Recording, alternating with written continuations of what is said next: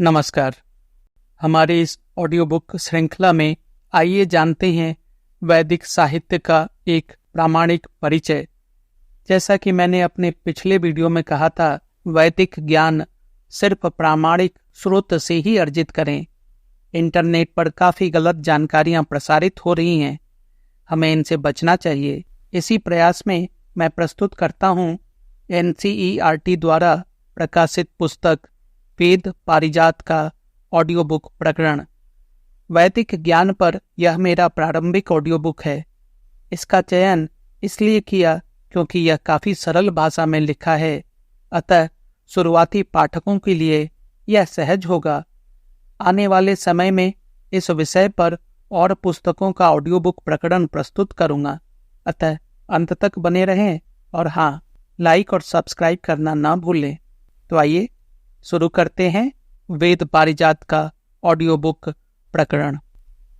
वेद परिचय। प्रथम भाग, वेदों का महत्व। विश्व साहित्य एवं संस्कृति के इतिहास में वेदों का स्थान अत्यंत महत्वपूर्ण है। इनकी दृढ़ आधारशिला पर भारतीय संस्कृति एवं सभ्यता का विशाल एवं भव्य भवन प्रतिष्ठित है।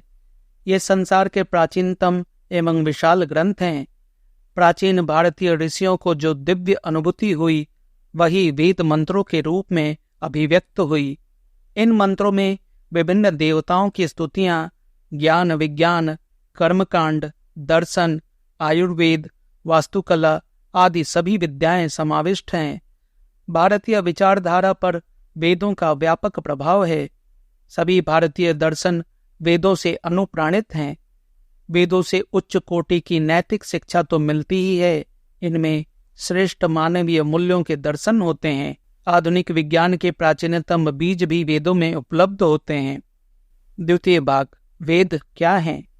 वेद शब्द विद धातु से निष्पन्न है, जिसका अर्थ है ज्ञान, विचार, सत्ता एवं लाभ। ज्ञान का ही दूसरा नाम वेद है। यह वह ज्ञान है जो ब्रह्मांड के विषय में सभी विचारों का स्रोत है, जो सदा अस्तित्व में रहता है और जो सभी कालों में मनुष्य को उपयोगी वस्तुओं की प्राप्ति और उसके उपयोग के उपाय बताता है। मनुष्य के जीवन को शुभ संस्कारों द्वारा सुसंस्कृत करने के लिए ऋषियों द्वारा अनुभूत ज्ञान वेदों में सुरक्षित है। जीवन के लिए आवश्यक ज्ञान वेदों से प्राप्त है। तृतीय भाग, वेदों का आविर्भाव। वेद ऋषियों द्वारा दृष्ट मंत्रों का संग्रह है। यह बहुत विशाल है। वेद 4 हैं, ऋग्वेद, यजुर्वेद, सामवेद तथा अथर्ववेद। प्राचीन भारतीय परंपरा के अनुसार चारों वेद परमेश्वर से प्रकट हुए, किंतु आधुनिक युग में साहित्य का इतिहास लिखने वाले विद्वानों ने वेदों के आविर्भाव के काल के विषय में पर्याप्त छानबीन की है। अधिकांश देशी तथा विदेशी विद्वानों ने एक मत से कहा है कि वेद अति प्राचीन ग्रंथ हैं, किंतु इनका रचना काल सर्वसम्मति से निर्धारित नहीं हुआ है। इस प्रसंग में विभिन्न विदेशी विद्वानों ने अपने अपने मत प्रकट किए हैं।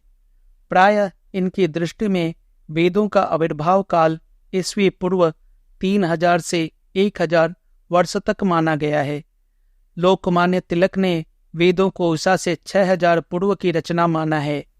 फिर भी यह तथ्य निर्विवाद है कि ऋग्वेद संपूर्ण विश्व साहित्य में प्राचीनतम ग्रंथ है।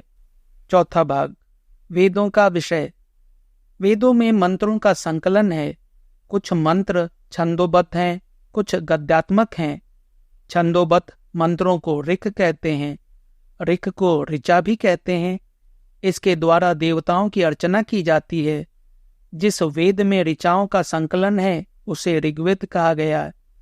ये ही मंत्र जब गेय होते हैं, तब उन्हें साम कहा जाता है। सामों के संकलन को सामवेद कहा जाता है। गद्य प्रधान वेद को यजुर्वेद कहते हैं, जो यज्ञों के लिए प्रयुक्त होता है। स्तवन, गायन और यजन, इन 3 प्रमुख विषयों के कारण क्रमशः ऋग्वेद, सामवेद तथा यजुर्वेद का विभाजन किया गया है। इन्हें संयुक्त रूप से वेद त्रयी कहते हैं। जिन मंत्रों का संग्रह अथर्व ऋषि ने किया है, वे अथर्ववेद के नाम से विख्यात हैं। अथर्ववेद में विभिन्न विषय वर्णित हैं, जिनमें लोकाचार, भैषज आदि लोक विद्याओं का भी संग्रह है। ऋग्वेद प्राचीनता तथा विषय वस्तु की व्यापकता के कारण ऋग्वेद को सबसे अधिक महत्वपूर्ण माना गया है। भाषा तथा भाव की दृष्टि से भी इसका महत्व अधिक है। वैदिक साहित्य में यह सर्वाधिक विशाल है। ऋग्वेद के विभाग। ऋग्वेद का विभाजन 2 क्रमों में किया गया है, मंडल क्रम तथा अष्टक क्रम। मंडल क्रम अधिक महत्वपूर्ण है क्योंकि यह ऐतिहासिक तथा वैज्ञानिक है। ऋग्वेद 10 मंडलों में विभक्त है। प्रत्येक मंडल में कई अनुवाक, प्रत्येक अनुवाक में कई सूक्त और प्रत्येक सूक्त में कई ऋचाएं होती हैं। कात्यायन ने अपनी सर्वानुक्रमणी में विस्तार से बताया है। ऋग्वेद के 10 मंडलों के अंतर्गत 85 अनुवाक हैं। पूरे ऋग्वेद में 1017 सूक्त हैं। इन सूक्तों के अतिरिक्त 11 बालखिल्य सूक्त हैं। इस प्रकार सभी सूक्तों की संख्या 1028 है। बालखिल्य सूक्तों का स्थान अष्टम मंडल के अंतर्गत है। इस मंडल में मुख्य सूक्त 92 हैं, परंतु बालखिल्य सूक्तों के सहित इस मंडल के सूक्तों की संख्या 103 है। ऋग्वेद की मुख्य धारा से भिन्न होने के कारण स्वाध्याय के समय इन खिल सूक्तों को छोड़कर पढ़ने की भी एक परंपरा है। बालखिल्य सूक्तों के मंत्रों की संख्या 80 है। इन बालखिल्य सूक्तों के अतिरिक्त ऋग्वेद के अंत में परिशिष्ट के रूप में कुछ खिल्य सूक्त भी दिए गए हैं। अष्टक क्रम।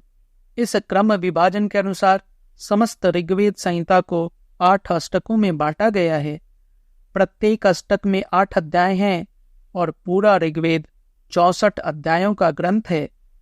प्रत्येक अध्याय के अवान्तर विभागों का नाम वर्ग है, जो संभवतः अध्ययन की सुविधा के लिए किया गया है। ऋचाओं के समूह को वर्ग कहते हैं, परंतु वर्गों में ऋचाओं की संख्या निश्चित नहीं है। सामान्यतः 5 मंत्रों का एक वर्ग होता है। वैसे एक मंत्र से लेकर 9 मंत्रों तक के भी वर्ग प्राप्त होते हैं। ऋग्वेद में समस्त वर्गों की संख्या 2000 है।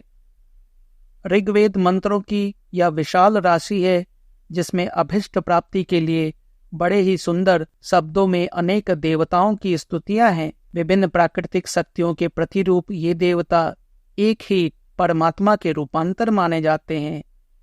इन देवताओं में 3 देवताओं की अपनी अपनी विशेषताएं हैं, अग्नि, इंद्र एवं वरुण। इनमें भी अग्नि की प्रधानता देखी जाती है, क्योंकि ऋग्वेद में सबसे अधिक ऋचाएं अग्नि को उद्दिष्ट करके लिखी गई हैं। सृष्टि प्रदाता इंद्र, विजय आदि का प्रेरक होने के कारण सबसे अधिक ओजस्वी तथा वीर रस प्रधान मंत्रों के द्वारा संस्तुति है। प्राणी मात्र की हार्दिक भावनाओं के ज्ञाता, नियमों के रक्षक तथा जल से संबद्ध वरुण के लिए उदात्त भावनाओं से मंडित ऋचाएं समर्पित हैं। देवियों में उषा, अदिति विशेष रूप से उल्लेखनीय हैं।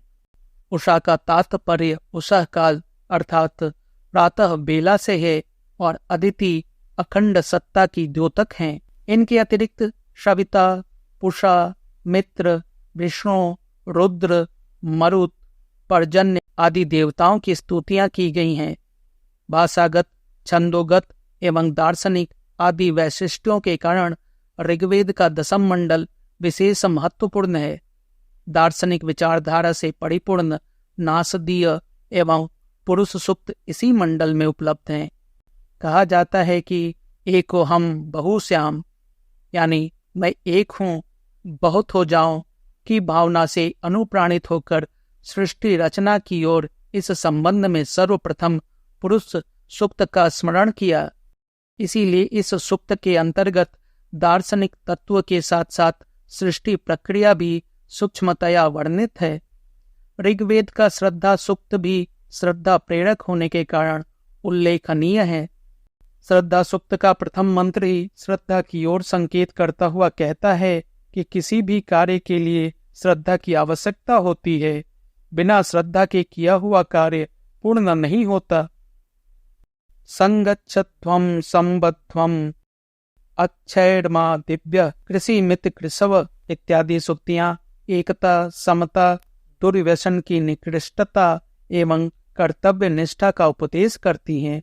इसी प्रकार की जीवनोपयोगी अनेक उदात्त भावनाएं ऋग्वेद में सर्वत्र उपलब्ध हैं।